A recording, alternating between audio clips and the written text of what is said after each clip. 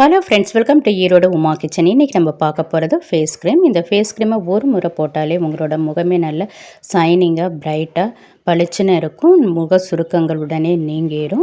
ஒரு 10 வயது குறைந்தது போல் தோற்றம் ஏற்படும். இதில் போடுற பொருட்கள் எல்லாம் நம்ம கிச்சனில் இருக்கிறது தான். எல்லா வீட்லேயுமே எளிதாக கிடைக்கக்கூடியதான். இதை ட்ரை பண்ணி பாருங்கள். உங்களுக்கு 100% ரிசல்ட் கிடைக்குது. சைடு எஃபெக்டும் 100% இருக்காது. இந்த ஃபேஸ் க்ரீமுக்கு என்னென்ன பொருட்கள் தேவைன்னு நம்ம பார்த்துக்கலாம்.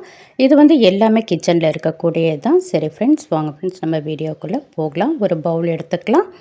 அதில் ஃபஸ்ட்டு நம்ம கோதுமை மாவு தான் நம்ம எடுத்துருக்கோம். இந்த கோதுமை மாவு நம்மளோட ஸ்கின்னில் இருக்கிற அந்த கருமை நிறத்தெல்லாம் சீக்கிரமே நீக்கிறது. நம்ம இந்த கோதுமை மாவு ஒரு 2 ஸ்பூன் அளவுக்கு நம்ம சேர்த்துக்கலாம். இது வெயிலில் போய் நம்மளோட ஸ்கின் ரொம்ப டல்லாக இருக்கும், அதில் பிரைட் ஆக்கிறதுக்கு ரொம்ப ஹெல்ப் பண்ணுது. அடுத்தது நம்ம இதில் எடுத்துருக்கிறது பாலாடை தான். இது நம்ம பாலை ஃப்ரிட்ஜில் வச்சிட்டோன்னா அந்த பாலாடை நல்ல ஒரு வெண்ணெய் மாதிரி ஆயிரும். நம்ம அதை எடுத்து வச்சுக்கலாம். நம்ம தேவைப்படும் போது யூஸ் பண்ணலாம். இப்போ நான் அதில் ஒரு 1/2 ஸ்பூன் அளவுக்கு இதில் சேர்த்துடலாம். அடுத்தது நம்ம இதில் பயன்படுத்துறது கற்றாழை லீஃப் தான். கற்றாழை லீஃப் உங்ககிட்ட இல்லைன்னா கற்றாழை ஜெல் ஒரு 3 ஸ்பூன் அளவுக்கு நீங்கள் சேர்த்துக்கலாம். இந்த கற்றாழை லீஃபில் இருக்கிற அந்த சைடில் இருக்கிற இந்த தோலெல்லாம் எடுத்துட்டு இந்த உள்ளே இருக்கிற ஜெல் மட்டும் நம்ம எடுத்துக்கலாம். இப்போ பாருங்கள், இந்த அளவு கிடச்சிருக்கு. அடுத்தது நம்ம தக்காளி தான் எடுத்திருக்கோம். அதையும் நம்ம பொடியாக கட் பண்ணி எடுத்துக்கலாம்.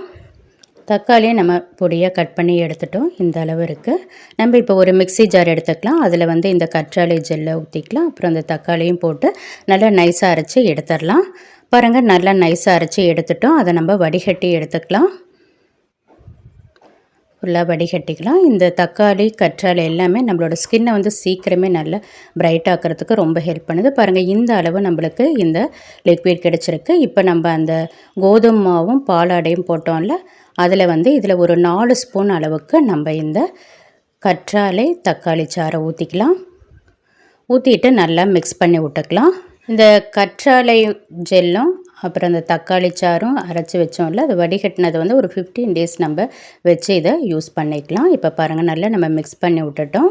இந்த க்ரீம் நம்மளுக்கு ரெடி ஆயிடுச்சு. ரொம்ப சிம்பிள் தான், ஆனால் நல்லா உங்களுக்கு சூப்பரான ரிசல்ட் கிடைக்குது. இப்போ நான் கைகள்லேயே அப்ளை பண்ணி காட்டுறேன். பாருங்கள், கொஞ்சம் போல் எடுத்துகிட்டு நல்லா ஒரு 20 செகண்ட் மசாஜ் பண்ணி விட்டுட்டு ஒரு 15 மினிட்ஸ் ஊற வச்சுட்டு அப்புறம் நார்மல் வாட்டரில் நீங்கள் ஃபேஸ் வாஷ் பண்ணிக்கலாம். பாருங்கள், நல்லா ஊறிடுச்சு. இப்போ நம்ம வாஷ் பண்ணிவிட்டு வந்துடலாம். பாருங்கள், வாஷ் பண்ணிவிட்டு வந்துட்டோம். எவ்வளோ ஷைனிங்காக நல்லா பிரைட்டாக இருக்குது பாருங்கள்.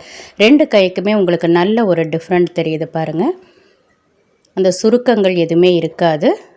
இப்போ இந்த மீதி இருக்கிற க்ரீமை நம்ம ஃப்ரிட்ஜில் ஒரு 1 வீக் வச்சுக்கலாம். இந்த லிக்விடை நீங்கள் 15 டேஸ் வச்சு யூஸ் பண்ணிக்கலாம். இந்த வீடியோ உங்களுக்கு பயனுள்ளதாக இருக்கும்னு நம்புகிறோம்.